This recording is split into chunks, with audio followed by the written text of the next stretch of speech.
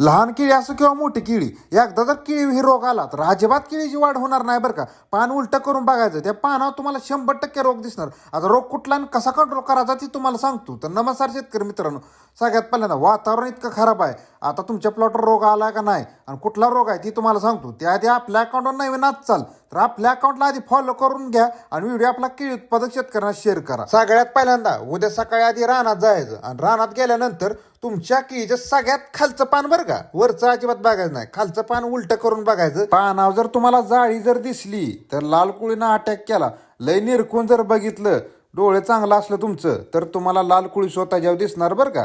आणि जरी तुम्हाला तसं नसेल समजत तर पानावर डायरेक्ट माती फेकायची, माती जर चिटाकली तर लाल कोळीनं अटॅक केला म्हणून समजून जायचं बरं का. आता लाल कोळी कसा कंट्रोल करायचा, कमेंट सेक्शनमध्ये तुम्हाला 1-2 औषधं सांगतो, ती फवारणी करा तुम्ही. आणि फवारणी करताना की नाही पानाच्या उलट्या साईडनं म्हणजे खाल्ल्या साईडने फवारणी घ्यायची आणि वरल्या साईडनं घ्यायची, तर लाल कोळी कंट्रोल होईल. नुसतं जर वरनं फवारलं तर कंट्रोल होणार नाही बरं का. लाल कोळी काय करतो माहिती आहे, पानाच्या मागल्या साईडनं पूर्णपणे जाळी तयार करतो. जाळी तयार केल्यामुळे झाडाला प्रकाश संश्लेषण क्रिया करताच येत नाही. त्यामुळे तुम्ही ढिगाने जरी खतं सोडत बसला तरी काहीच उपयोग होणार नाही, सगळी वेस्ट जाणार. त्याच्यामुळे ही कंट्रोल केला का रोग लाल कोळी 100% रोपाची वाढ चांगली होणार. जर नाही कंट्रोल केला तर रोप जाग्यावर सुकणार. त्यामुळे लवकरच फवारणी करून घ्या. आणि आजचा व्हिडिओ कसा वाटला नक्कीच कमेंटमध्ये सांगा आणि व्हिडिओ जाताना आपल्या केळी उत्पादक शेतकऱ्यांना